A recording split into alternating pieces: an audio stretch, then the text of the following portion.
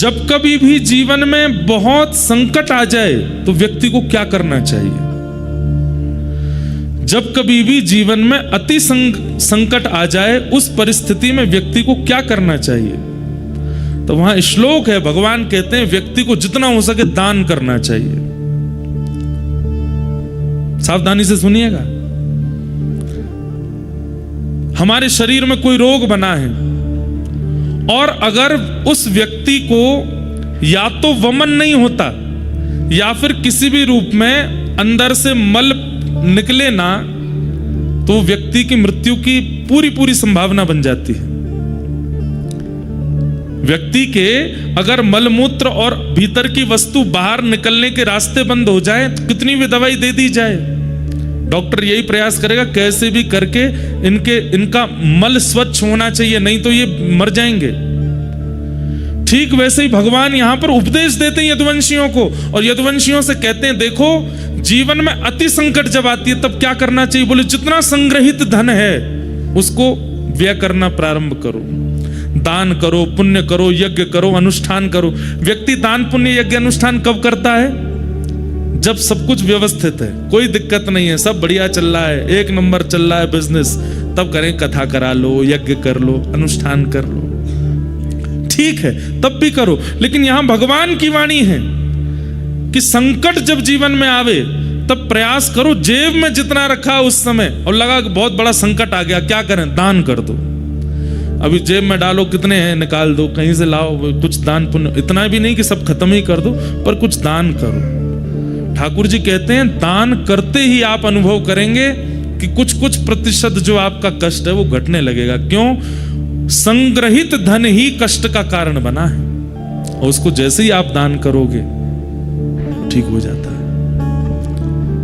तो भगवान ने यदुवंशियों से कहा कि आप सब लोग सोमनाथ चलो, और सोमनाथ में जाकर के हम लोग यज्ञ करेंगे, दान करेंगे, और वहां सोमेश्वर महादेव से प्रार्थना करेंगे जिस प्रकार आपने चंद्रमा के शाप का हरण किया, यदुवंशियों के शाप का भी हरण करो। यदुवंशी सब खुश हो गए, वाह वाह वाह वाह वाह, चलो चलो चलो तैयारी करो। पर दूर बैठे उद्धव भगवान की ओर देख रहे थे, और भगवान की ओर देखते हुए कह रहे थे, बोले नाथ आप ये सब क्या कर रहे हैं? मैं सब समझ रहा हूं, क्यों? अरे द्वारिका में कितनी यदुवंशी हैं पता है? भगवान का कुल कितना बड़ा है? कहते हैं कि द्वारिका जब विराजमान थी उस समय द्वारिका के बच्चों को पढ़ाने के लिए, अनुमान लगाइएगा, 4 करोड़ अध्यापक हैं, और एक अध्यापक के नीचे 40 बच्चे पढ़ते हैं। अब बच्चों से हिसाब लगाओ कितने बच्चे हैं, कितने इनके माता पिता हैं, कितने इनके दादी दादा हैं, उससे अनुमान लगा लीजिए कि यदुवंश कितना बड़ा था। जो समुद्र में डूब चुकी द्वारिका वो छोटी नहीं थी, विशाल थी। इतने बृहद यदुवंश था कि ठाकुर जी को एक दिन चिंता हो गई, और ठाकुर जी एक दिन रुक्मणी जी से बोले मथुरा अच्छा था, व्रज अच्छा था। बोले क्यों? यहां कभी कोई उत्सव ही नहीं होता, कभी कोई मनोरथ ही नहीं होते, कभी कुछ होता ही नहीं है बढ़िया, द्वारिका जब से बनी है। तब एक दिन वसुदेव जी ने कन्हैया से कही, बोले लाला हमारो यदुवंश इतनो बड़ो है, कभी कोई की मृत्यु है जाए, कभी कोई को जन्म है जाए, कभी हम सूतकन में रहे, कभी हम सोवरन में रहे, कब पता चली सूतक दूर भयो तो सोवर है गए, सोवर भयो तो सूतक है गए। अरे 3 सूतक चल रहे हैं एक साथ, क्यों? इतना बड़ा परिवार है। भगवान बोले करता हूं इसका निधान, और भगवान ने सूतक, सोवर, पातक आदि सब लोगों को बुलाया, उनमें शाप भी आया, और सबसे भगवान ने कहा देखो तुम लोग किसके लिए बने हो? लोग किसके लिए बने हैं? मानवों के ऊपर चढ़ने के लिए बने। बोले मानवों के ऊपर ब्रह्मा ने बनाई हुई जो सृष्टि है वहां जाकर के आक्रमण करो। ये भूमि द्वारिका की ब्रह्मा ने नहीं बनाई, ये भूमि तो विश्वकर्मा ने बनाई है, इसलिए यहां आप आकर के विघ्न मत डालो। और उस दिन से द्वारिका में नियम बन गया, किसी की भी मृत्यु होती है, किसी का भी जन्म होता है तो मृत्यु जिस घर में होती उन लोगों को सेवा दी जाती है कि भाई तुम लोग 13 दिन का अपना सब कर्म करो, बाकी पूरे नगर में सूतक नहीं लगता और बालक के जन्म होने पर सोवर नहीं लगता। और तब से द्वारिका में उत्सव प्रारंभ हो गए। लेकिन आज जब सब यदुवंशी आए कि शाप लग गया, यदुवंशी जब चले गए तो उद्धव ने यही बात भगवान को याद कराई। बोले आपने ही सबको बुला करके कहा था यहां पर कि ना सूतक लगेगा, ना पातक लगेगा, ना शाप लगेगा, ना आदि आदि। भगवान ने तुरंत उद्धव का मुंह बंद किया, चुप, बोलना नहीं है बात, कोई सुन ना ले। उद्धव बोले मुझे सच सच बताइए, यदुवंशियों को शाप लगा है? ठाकुर जी बोले नहीं लगा। और आप इनको नाव दरिया पार करा करके सौराष्ट्र ले जाएंगे, सोमनाथ, और वहां चरण रखते ही इनको शाप लग जाएगा? ठाकुर जी बोले हाँ। आप शाप लगवाने ले जा रहे हैं इनको, शाप मुक्त कराने नहीं लेके जा रहे हो। क्यों? भगवान बोले उद्धव, बल, सुनिएगा, इतनी सुंदर, मैं तो मतलब मुझे कभी कभी ये लग रहा है मैं श्रोता क्यों नहीं हूं, मैं वक्ता क्यों हूं, इतनी अच्छी वाणी है। ठाकुर जी क्या कह रहे हैं? उद्धव, बल अगर पराधीन है तो वो वही बल राक्षस बन जाता है। इसलिए बल सदैव किसी के अधीन होना चाहिए। यदुवंशियों में बल है, पर ये धीरे धीरे धीरे धीरे सब पराधीन होते जा रहे हैं, ये मेरे अधीन नहीं है। और एक दिन ऐसा आएगा कि यदुवंशी अपने बल की पराधीनता से पूरी पृथ्वी का भक्षण कर लेंगे, क्योंकि मैं ईश्वर हूं इस बात का अभिमान करते हैं। इस बात की धन्यता नहीं है इनके अंदर कि हम भगवान के वंशज हैं। कितनी अच्छी बात कह रहे हैं ठाकुर जी कि बल चाहे बुद्धि का हो, बल चाहे धन का हो, बल चाहे शरीर का हो, बल चाहे विवेक का हो, वो सदा पराधीन होना चाहिए, दूसरे के अधीन होना चाहिए।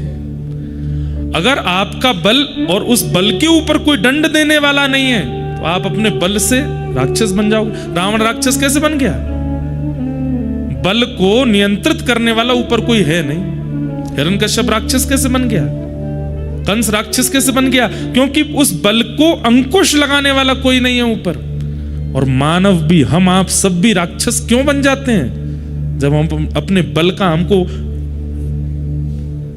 कोई अंकुश नहीं होता, उस बल के ऊपर कोई पराधीनता नहीं होती।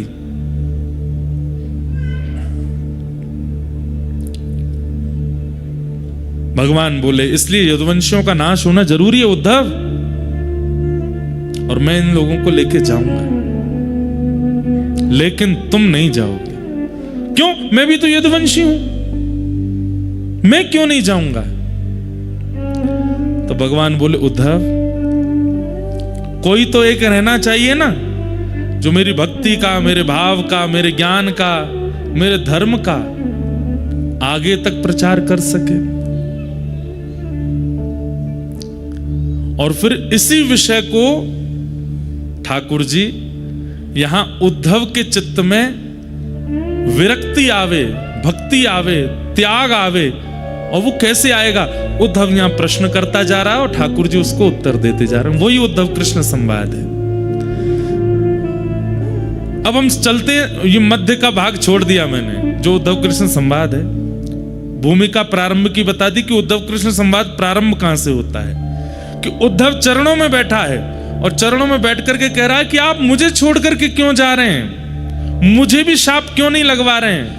मेरा पूरा परिवार है, मैं भी यदुवंशी हूं, आप मेरे भाई हैं, ये सब मेरे चाचा ताऊ सब मेरे हैं, मुझे भी अपने साथ ले जाइए, मुझे अकेला क्यों छोड़ के जा रहे हैं? इसी ज्ञान का उपदेश देने के लिए ठाकुर जी अब यहां उद्धव को उद्धव गीता सुनाएंगे और उद्धव धीरे धीरे प्रश्न करेंगे और ठाकुर जी उनको बताएंगे।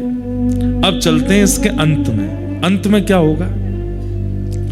जैसे उद्धव का ज्ञान पक्ष पूर्ण हो जाएगा, भगवान उद्धव को आज्ञा करते हैं, क्या उद्धव, अब मेरे जाति द्वारिका डूब जाएगी, तुम कहां जाओगे? उद्धव जी के मन में आया कि मुझे एक ही जगह भेज सकते हैं, ये कहां? वृंदावन, क्योंकि मैं शाम तक की कह के गया था इनसे कि मैं शाम को आ जाऊंगा, और 6 महीने तक उद्धव नहीं आए थे लौट करके। और उद्धव जी ने वहां पर झोली फैला करके मांगा भी था, आशा महो चरण रेणुज श्याम हम श्याम, वृंदावने किमपि गुलमलतोषधीनाम।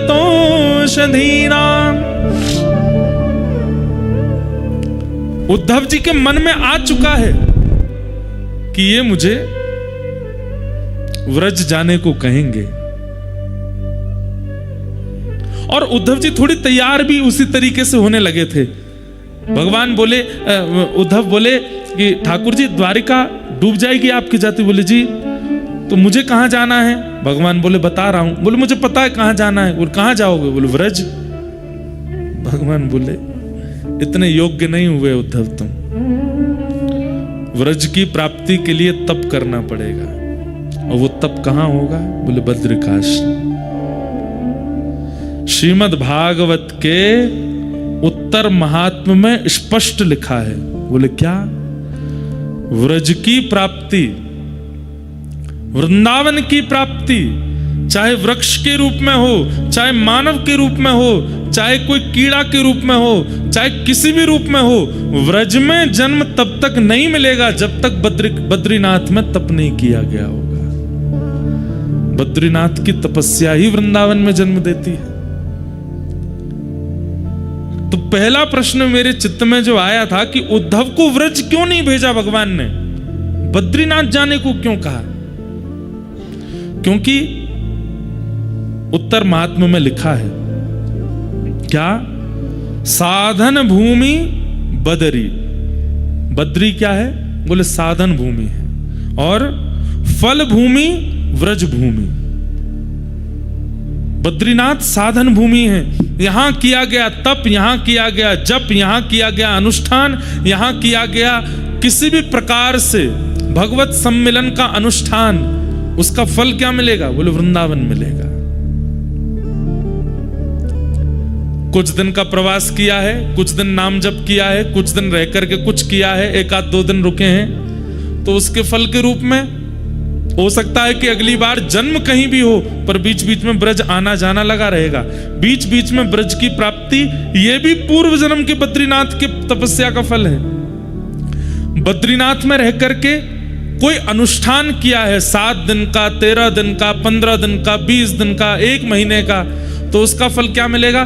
जन्म कहीं भी होगा, आधे से ज्यादा समय कहीं और व्यतीत करने के बाद फिर एक ब्रजवास की इच्छा आ जाएगी, और एक आयु आने पर आप ब्रज आ जाओगे।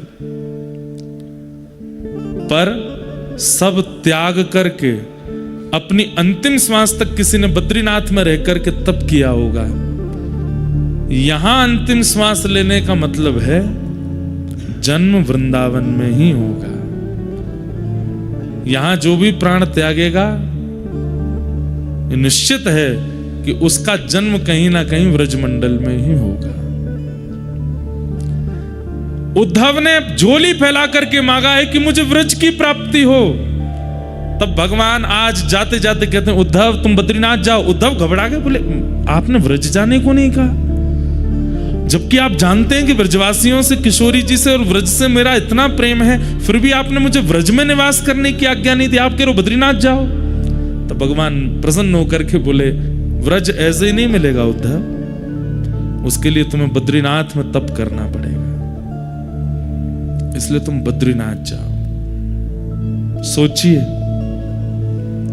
ये बात बोलने में आपको कैसा सुनने में लगा मुझे तो नहीं पता, पर कहते कहते मेरे तो रोंगटे खड़े हुए कि मेरा जन्म व्रज का है, और ये मेरे कौन से जन्म के तप का फल है, इसलिए बद्रिकाश्रम इतना प्रिय लगता होगा। और एक और बात, जरूरी नहीं है व्रज में जन्म लेने वाला हर व्यक्ति बद्रीनाथ में तप करके गया होगा, क्योंकि व्रज में जन्म लेकर के व्रज को ही नहीं जानता ऐसा व्यक्ति का व्रज में जन्म लेने का कोई अभिप्राय नहीं। पर व्रज में जन्म लेकर के व्रज की महिमा जाने, रज की महिमा जाने, किशोरी जी की महिमा जाने, ठाकुर जी की महिमा जाने, यमुना जी की महिमा जाने, समझो वो पूर्व से बद्रीनाथ में तप करके आया है, तभी उसको व्रज मिला है। तो यहां एक रात्रि भी आप रुकते हैं, अगले जन्म में कम से कम वो 10 रात्रियों के रूप में व्रज की प्राप्ति होगी। यहां जितना लंबा समय, एक हमारे पंडित जी हैं, वो तो 6 महीना धरती पर रहते हैं, मतलब नीचे रहते हैं, और 6 महीने यहां रहते हैं, ऐसा तप करते हैं, और उनको साक्षात शंख चक्र गदा पद्मधारी नारायण के दर्शन हुए इसी बद्रीनाथ में। तो जो पहला प्रश्न मेरे मन में था कि उद्धव को वृंदावन क्यों नहीं भेजा, उसका समाधान आज मिला। क्यों? क्योंकि सीधे वृंदावन ठाकुर जी कह रहे हैं ऐसे नहीं मिलेगा, वाकई नहीं तो व्रज में बद्रीनाथ में तप करना पड़ेगा।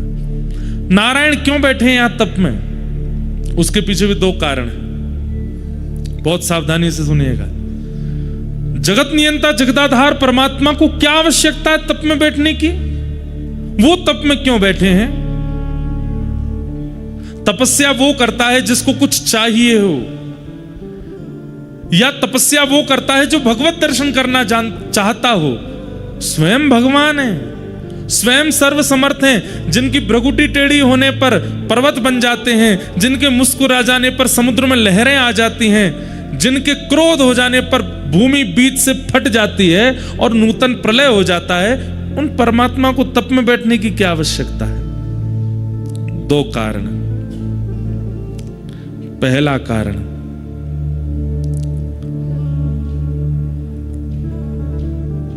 कर्म की पत्नी का नाम है तपस्या। क्या? कर्म की पत्नी का नाम क्या है? तपस्या। और कर्म और तपस्या के घर जन्म लेता है फल। कौन जन्म लेता है? फल। आपके और मेरे जीवन में ये तीनों नहीं हैं, केवल 2 हैं। कौन? कर्म और फल। तपस्या कहां है? और बिना तपस्या के फल का जन्म होगा नहीं। चाहे आप सतयुग में देख लीजिए, चाहे आप त्रेता में देख लीजिए, चाहे आप द्वापर में देख लीजिए, चाहे वो सामान्य मानव हो, ऋषि हो, राक्षस हो, सबको तप करना पड़ता है। हम क्यों नहीं करते? क्योंकि हम सबके नाम से तपस्या बद्रीनाथ भगवान कर रहे हैं। हमें केवल कर्म कर, कर्मण्येवाधिकारस्ते मा फलेषु कदाचन, भगवान गीता में कहते हैं तुम केवल कर्म करो, फल देने की क्षमता मेरी है, फल मैं दूंगा। क्यों? क्योंकि कर्म की पत्नी तपस्या भगवान के पास है। प्राचीन काल में, अन्य युगों में बिना तपस्या किए कर्म का फल नहीं मिलता था, लेकिन कलिकाल में व्यक्ति कर्म करता और उसको फल की प्राप्ति हो जाती है। कैसे? क्योंकि बद्री विशाल भगवान यहां तप कर रहे हैं प्रत्येक मानव के लिए, चाहे वो भारत का है, चाहे वो विदेश का है, पृथ्वी पर जन्मा है तो जन्म लेते ही उसके नाम का संकल्प लेकर के बद्री विशाल भगवान बैठते हैं। तू बस कर्म किए जा, फल की चिंता मत कर, फल मैं दूंगा। क्यों?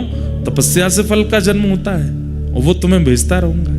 इसलिए मैं प्रार्थना करके कहता हूं, हर जीवात्मा को प्रयास करे कि वो हर साल बद्रीनाथ जरूर आवे और बद्री विशाल भगवान से प्रार्थना करके कहे, नाथ कर्म मैं करता हूं, तपस्या आप करते हैं, फल मुझे मिलता है। आज तक मुझे जो भी मिला और भविष्य में जो भी मिलेगा सब आपकी कृपा है, सब देने के लिए मुझे धन्यवाद। तो धन्यवाद ज्ञापन करने के लिए एक बार जरूर बद्रीनाथ आना चाहिए। तो पहला कारण, भगवान बद्री विशाल यहां तप क्यों कर रहे हैं? ताकि हमें फल मिल सके।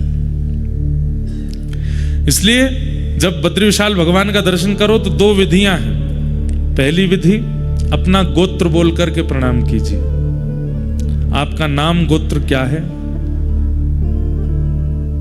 इंद्रेश उपाध्याय, भारद्वाज गोत्र उत्पन्नो हम कह करके प्रणाम करो। और यदि आपकी दीक्षा किसी परंपरा में हो चुकी है तो अपने अष्टाचार्यों का, अष्टाचार्य नहीं तो 4 आचार्यों का, 4 नहीं तो कम से कम अपने पूर्व के 2 आचार्यों का। और यदि आचार्यों के नाम ही याद नहीं है तो लक्ष्मीनाथ समारंभाम नाथयामुन मध्यमाम अस्मदाचार्य पर्यंताम वंदे गुरु परंपराम, अपने गुरु का नाम लेकर के प्रणाम करो।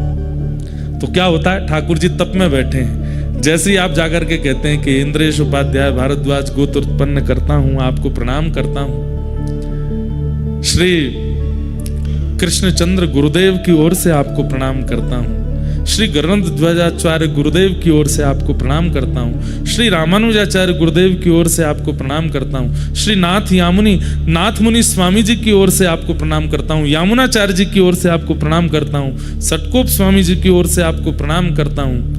तो तप में बैठे हुए भगवान जैसे ही आचार्यों का नाम और आपका नाम गोत्र जैसे ही सुनते हैं, तो एक क्षण के लिए बद्री विशाल भगवान के नेत्र खुल जाते हैं। क्यों? क्योंकि आपका गोत्र वो जानते हैं, क्यों आपके लिए तप कर रहे हैं। जैसे ही आप अपना नाम गोत्र बोलते हैं, वे तुरंत नेत्र खोलते हैं, फिर बंद कर, मतलब एक क्षण के लिए कृपा दृष्टि कर देते हैं। तो बद्री विशाल भगवान तप में क्यों बैठे हैं? ताकि हमको हमारे कर्म का फल मिल सके। दूसरा, व्रज में ठाकुर जी का प्रादुर्भाव होता है और उस व्रज की पुनः प्राप्ति ठाकुर जी भी करना चाहते हैं। वैसे तो निरंतर ठाकुर जी वृंदावन में ही रहते हैं, कभी जाते नहीं, लेकिन पुनः जब द्वापर युग आएगा, फिर से चतुर्युगी जब चलेगी, एक मनवंतर पूरा होगा, उसके बाद फिर से नंद यशोदा आएंगे और फिर से ठाकुर जी व्रज में आ सकें, उसके लिए बद्रीनाथ में तप कर रहे हैं कि मुझे वृंदावन प्राप्त हो, मुझे ब्रजवासी प्राप्त हो, श्री जी प्राप्त हो, यमुना जी का तट प्राप्त हो। सोचिए, यहां पर ठाकुर जी भी तप इसलिए करते हैं कि उनको वृंदावन मिले, इसलिए श्री बद्री विशाल भगवान यहां तप में बैठे हैं।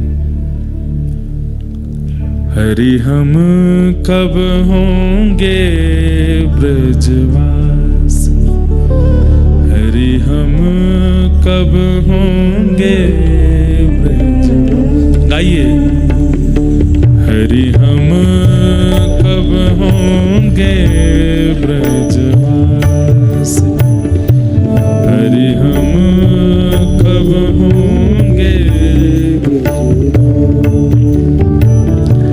हरि हम कब होंगे ब्रजवासी, हरि हम कब होंगे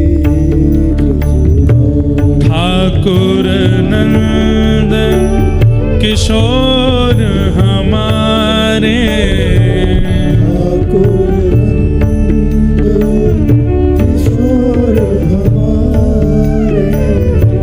ठाकुर नंद किशोर हमारे, ठाकुर नंद किशोर हमारे, और ठकुरानी राधा से, ओ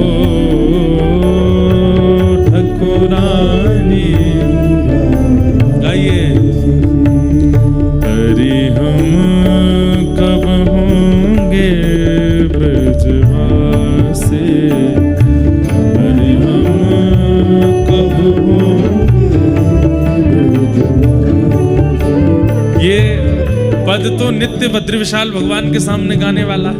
नर नारायण पर्वत को सुनाते हुए इस पद का गायन करना है, क्योंकि यही भूमि, पिछली बार मेरी कथा हुई थी तो यहाँ के उस काल के धर्माधिकारी जी आए थे और उन्होंने इतनी सुंदर बात कही कि बीज लगता है बद्रीनाथ में, वृक्ष प्रकट होता है बद्रीनाथ में, लेकिन शाखाएं लंबी लंबी जाती हैं।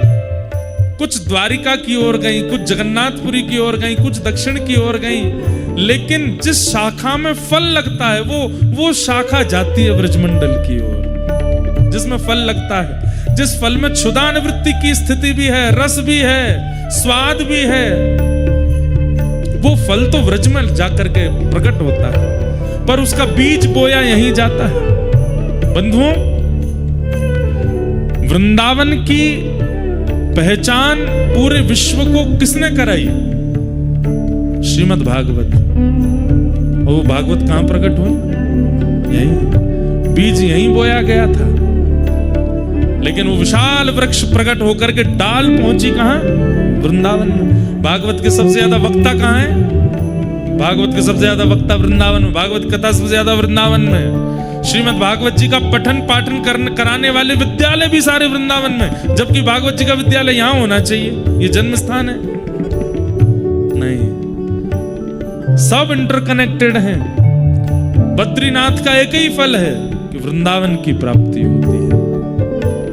इसलिए ये पद तो बद्रीविशाल भगवान के सामने गाना है। हरि हम कब होंगे ब्रजवासी, हरि हम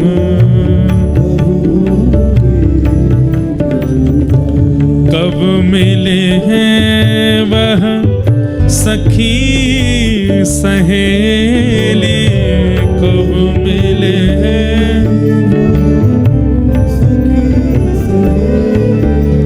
ओ कब मिले हैं वह सखी सहेली, कब मिले हैं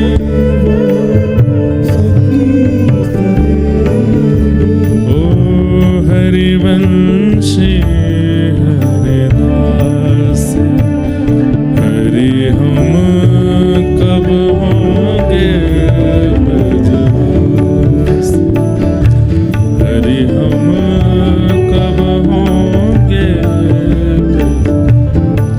हाँ हरि हम। बोलो बद्रीविशाल भगवान की।